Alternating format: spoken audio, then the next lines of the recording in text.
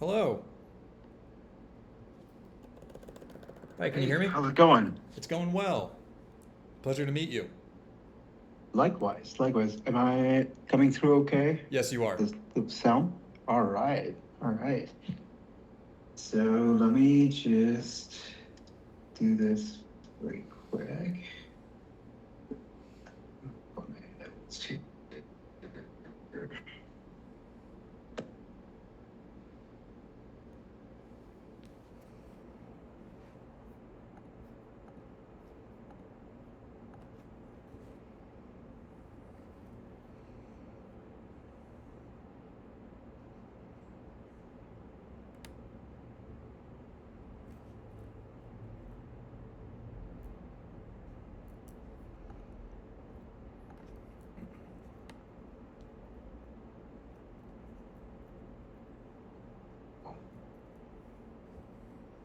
Jim, you're been all over the map.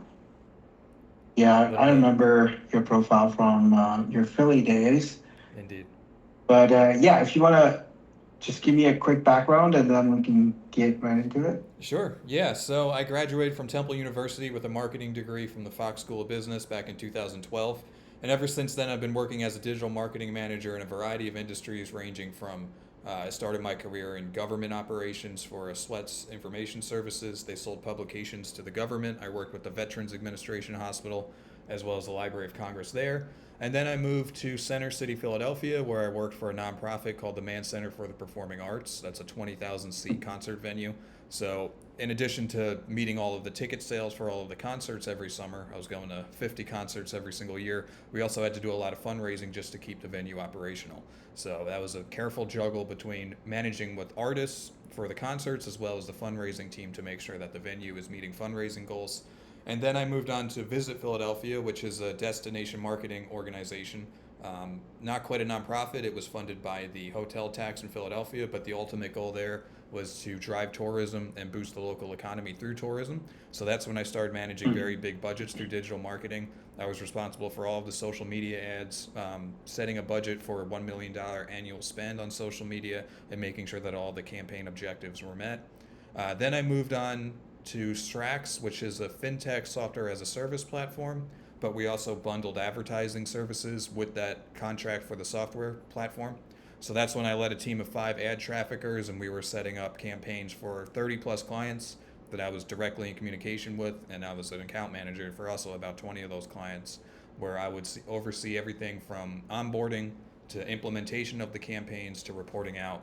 And that was for a variety of industries ranging from um, cannabis to healthcare to apps. It was a whole different variety of industries that I was setting up ads for instead of just one specialized industry like I was previously in my career. And then most recently, I worked for Sisu Aesthetic Clinic, which is a medical clinic specializing in Botox. They had locations in the UK, Ireland, and then they were scaling into the United States. So that's the way they started a United States marketing team. It was my manager and I setting up all the campaigns, as well as working with an agency on social media and display advertising and out of home advertising, email blasts, setting up a new website for the United States, and I was there until 2024. That's when I left that position, and since then I've been freelancing and I've been teaching myself Python and how to code, and I've been selling apps independently as well. That's awesome. That's awesome. So, and are you still in Houston or are you back in Yes, Philly? I live in Houston, but I'm Okay, visiting my parents in New Jersey right now. gotcha. So let let's walk through a couple of pieces here that are kind of most relevant to us. Okay. Um, just quick background on Anchor. We were the only company on the planet that can actually replace the medical front office Okay. with our technology. And you can imagine how attractive that would be when reimbursements are going down and labor costs are going up. Mm-hmm. If we can offload a portion of that expense, free up the doctors to do, to run their clinics without needing any staff. Okay. And then on top of that, improve efficiency of when patients are calling in, it strains the system, and many of those patients need a visit, but it takes forever to get that visit scheduled. So we can convert those patient calls into another revenue stream. Okay. So it's a win-win for everybody. New revenue stream from existing work, operational efficiency, flexibility, improving patient access, all those angles.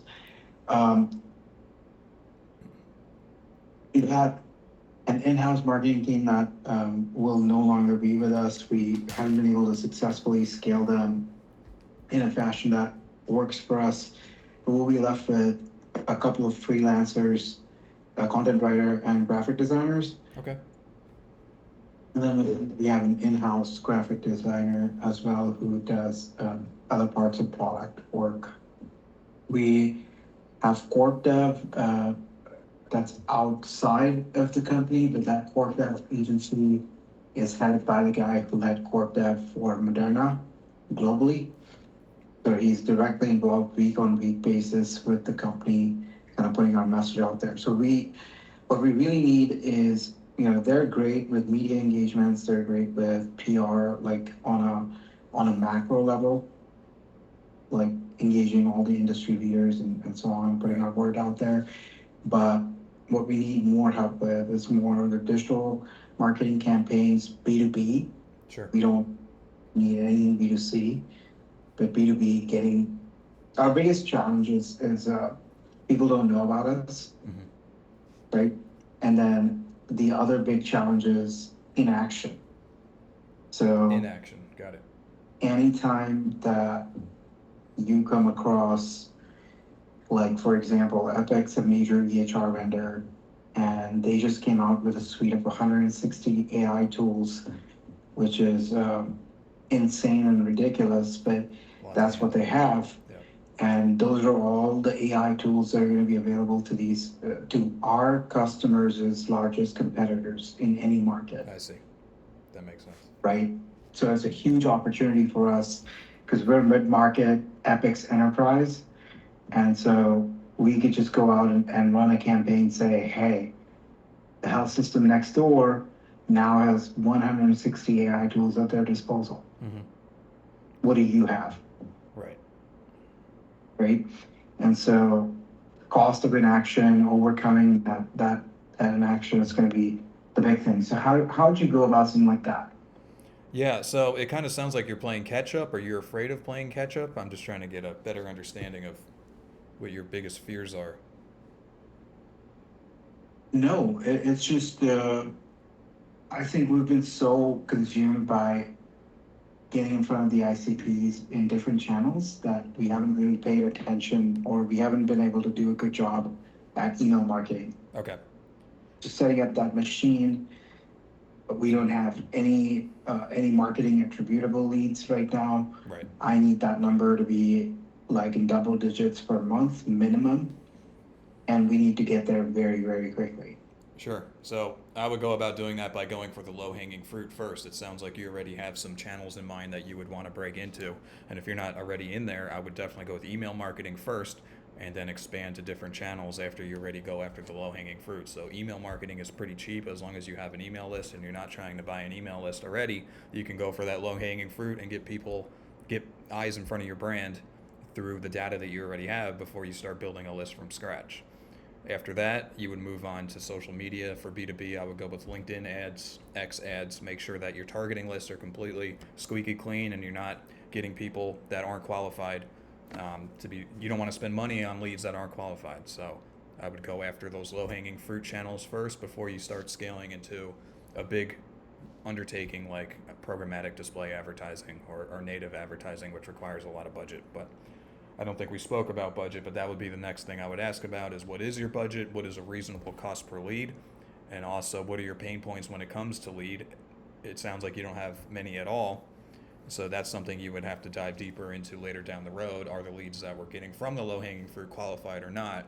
And does that justify a bigger budget? Yeah, so our TCV for an average customer is large enough to afford about 1,000 or so clicks at CPC of about $1 to $2. It's reasonable. So you can run a decent campaign around that, but you need to really show, because from the day you get that lead gen, it'll take us 3 months to close, Okay. right? So that's the And timeline. from there, it'll take us a couple months to generate revenue. And so we gotta be able to see early outcomes, first month or 6 weeks or so. We need to start seeing some trends emerge. I'm not saying you're gonna bring in $1 million in business within the first quarter, but Mhm. we would need to see like tangible outcomes on engagement, maybe, people wanting to reach out, people filling out forms to, and there's a couple of different strategies here. There's obviously the target ICP and them wanting the full product, but we also have kind of a loss leader, but a good kind of interesting product that is an AI scribe. So a lot of the doctors right now, they're looking for AI scribes, and we think that we have our product is objectively better than most in the market, for a couple of different reasons, and I'm happy to share that with you as a follow up. But what that allows us to do is you have about 1 million American physicians who are interested in or looking at, well, not obviously everybody, but let's say 20% of them are looking at or they've heard their peer use an AI scribe, right? We could lean into that. We could say, you have these free scribes, but we have a scribe that's better than anything out there. Mhm. We gotta be able to, like, there's 127 products on the market. So you gotta be able to make some big, provocative, bold claims, Okay. somewhat grounded in reality, but it's marketing. That Everybody exactly. That's knows. the angle you would go with. It's good to Yeah, know. but you'd say like insider preview to the best AI scribe on the market. We'll give you $50 for a month of trying it out.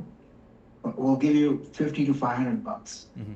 for a month of trying it out, and you just kind of make their tiers like, if you only do 100 visits, you get $50. If you do 500 visits, you get $200, something like that, right?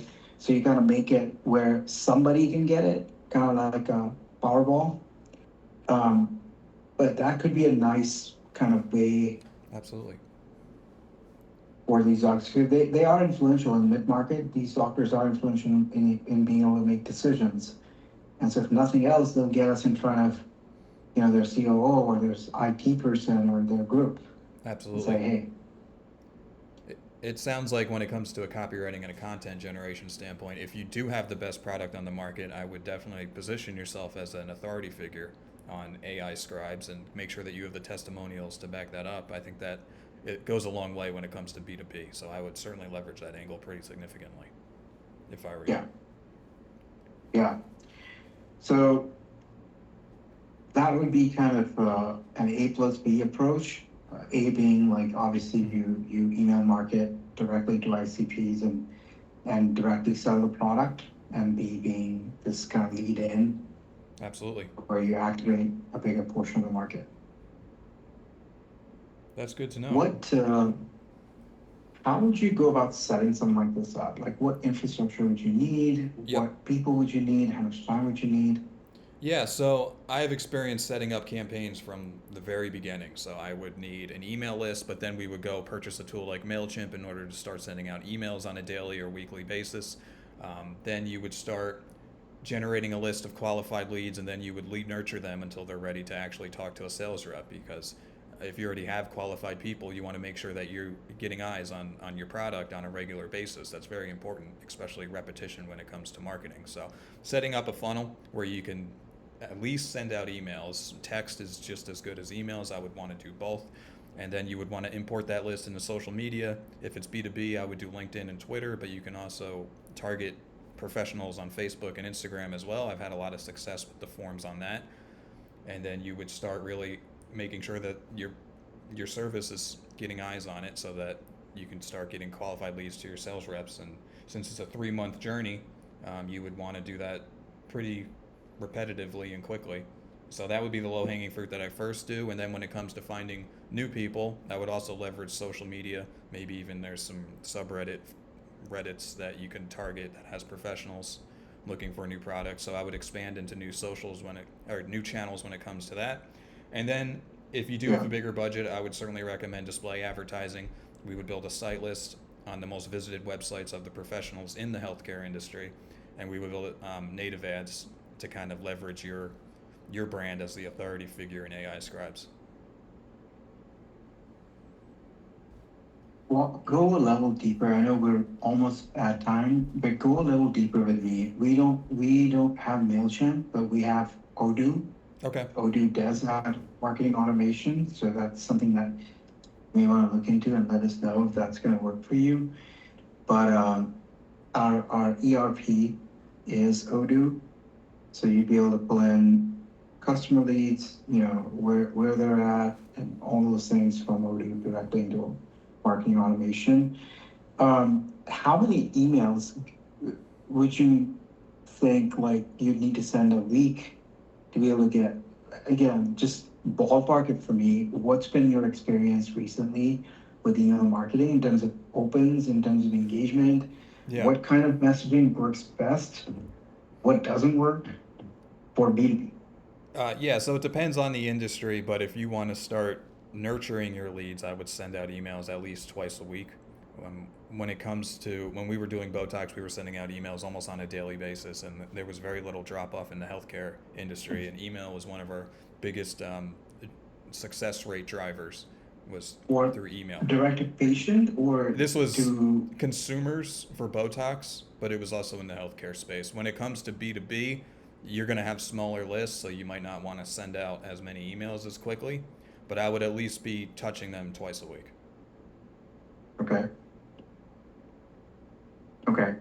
Twice a week, for how long would you go?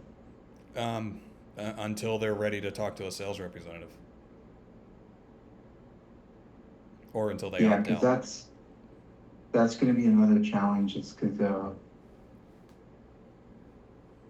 what are you going to say to them every like couple times a week? What are you going to tell them? Yeah, Right? just that you keep producing new content, whether that's testimonials, building a new landing page on one specific angle about why you're the best AI scribe. You could do success stories, you could do white papers, you could create new content pretty much endlessly. Yeah. And who's going to take ownership of content creation? Because that's another bandwidth issue, which I presume it we would would. be this is for the marketing consultant role, right? I think that would probably fall under that position. Okay.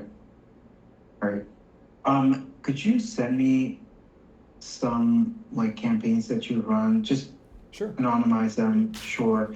But I think it'd be nice to see some of your results, and then also not around internally to set up the next round. You want specific emails or just results? Because I'm not sure if I ever archived all of the emails I sent, but I can probably No, find no, something. just Okay. give us a flavor of what a really incredibly successful campaign Okay. looked like. Just and I'd say keep it very simple. Details matter, right? Yep. Metrics matter. We're a sophisticated audience, so you can just get right into your acronyms and how you just tell us what the use case was, then dive into how you did your discovery, how you set it up, what tools did you use Sure. for getting emails, text, and for like cell numbers and things like that, and then down from there, Absolutely. and then high level success metrics. Yeah, I'd be happy to get that over to you. And this was for a 5 month contract. This is a temporary position, correct? There's not there's not really a time uh, minimum or maximum time for this Okay. role. We're just looking for people who are really effective, Okay. and yeah, unless you came in with some restrictions on your time, we don't Okay. have that. Good. Yeah. Well, this certainly sounds like something I'm interested in. I do have a lot of B2B experience I've worked in the healthcare industry, not to the same extent as your brand, but I think I can pick it up pretty quickly and have a good understanding of what makes your brand unique. And I think there's a lot of opportunity to really expand on that through really good content. Yeah, Thank you very much. love it.